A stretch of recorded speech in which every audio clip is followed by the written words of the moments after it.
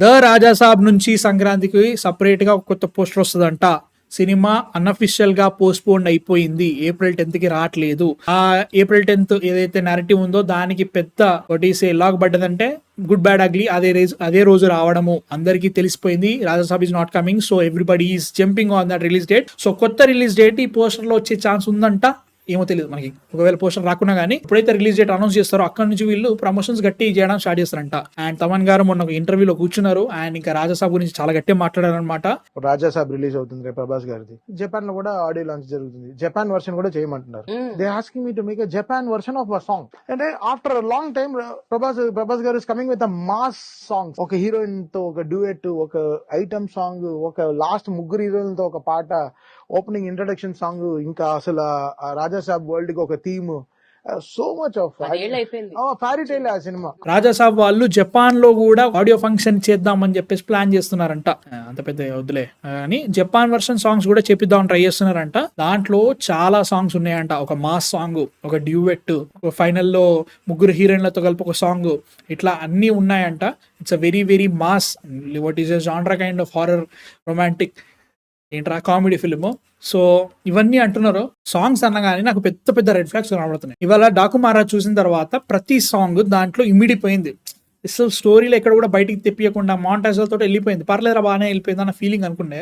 ఇప్పుడు వచ్చిన తర్వాత ఏంట్రా అవసరం అసలు, అది ఆ ప్లేస్మెంట్ కూడా దరిద్రంగా ఉంటుంది. అబ్బిడిదిబ్బడి అట్లాంటి సాంగ్స్ చాలా జరుగుతున్నాయి. ఇప్పుడు గేమ్ చేంజర్ లో నానా హైరాని ఇప్పుడు జాయిన్ అయింది, బట్ నానా హైరానా అసలు అది లేకున్నా కానీ అవసరం లేదు, తేడా ఏం తెలియాలి. జరగండి వేస్ట్, రారమచ్చమచ్చ వేస్ట్, 75 కోట్లు పెట్టి తీస్తున్నారు ఆ సాంగ్స్ వేస్ట్. ఎందుకు మనకి రాలే ఆ సాంగ్స్? నాకైతే ఈ సినిమాలో కూడా అట్లే అనిపిస్తుంది. ఓకే కరెక్టే, మనం చాలా రోజులు అయిపోయింది ప్రభాస్ వింటేజ్ అంటాం. వింటేజ్ అంటే 20 ఏళ్ళు ముందు వింటేజ్ అంటారు. 10 ఏళ్ళు సంథింగ్ ఏదో అయింది కదా, 15 ఏళ్ళు ఎంతో అయింది. Like Mirchi maybe that was the last what is అన్ని songs extravaganza everything. So ప్రస్తుతానికి అయితే మాత్రం సాంగ్స్ అంటే నాకు మళ్ళీ డౌట్ కొడుతుంది. స్టోరీ నాపే సాంగ్స్ వద్దు, నాకైతే కదే అనిపిస్తుంది. And Raja Saab has been in the works like 3 years నుంచి కంటిన్యూస్ వర్క్ జరుగుతూనే ఉంది.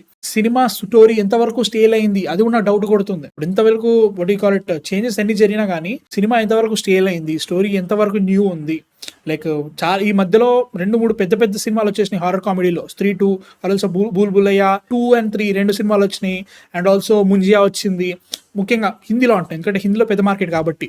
వీటన్నిటిని తట్టుకొని రాజాసాబ్ ఇంకెంత బాగుంటది, ముఖ్యంగా లాంగ్వేజ్ బ్యారియర్ పెట్టుకొని. వీటిలో మళ్ళీ what you call it songs ని దూర్చడం ఎంతవరకు కరెక్టే. ఒక మాస్ ప్రభాస్ ని చూడాలని నాకు కూడా ఉంది, బట్ స్టోరీ వైజ్ గా ఆపితే నాకు కష్టం అని ఫీలింగ్ వస్తుంది. చూడాలి ఎట్లుంటుందో.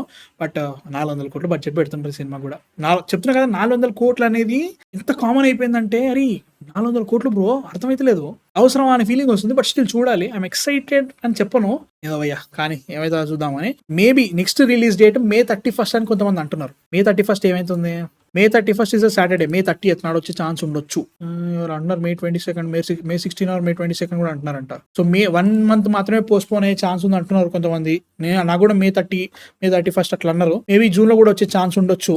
So next release date maybe ఈ పోస్టర్లు ఉండొచ్చు, లేకపోవచ్చు, తెలియదు మనకి. బట్ కొత్త ప్రమోషన్స్ అంటూ వాళ్ళు కొత్తగా ఇప్పుడేమి చేయరంట. సాంగ్స్ లాంటివి ఏవి రావు, టీజర్ లాంటివి ఏవి రావు. ఇప్పుడు ఒక పోస్టర్ వస్తుంది. లాస్ట్ టైం పొంగల్కి వచ్చినట్టుగానే ఈసారి ఒక పోస్టర్ వస్తుంది అన్నట్టు. దాని తర్వాత నెక్స్ట్ ఏంటో అని చెప్తారు. అంతవరకు అంతకంటే ఇంకేం లేదు ప్రస్తుతానికి అయితే మాత్రం. బట్ యాజ్ ఎ సెడ్, నేను చెప్పినట్టుగానే స్టోరీ టెల్లింగ్ అనేది ఇప్పుడు ఎంతవరకు స్టేల్ అయింది ఆ స్టోరీ, అది కూడా ఇంపార్టెంట్. నీకు నిజంగానే అంత యూనివర్సల్ అప్పీల్, ఎప్పుడు వచ్చినా జనాలు చూసేస్తారు, మంచి ఫన్ ఆస్పెక్ట్ ఉంది అంటే ఓకే.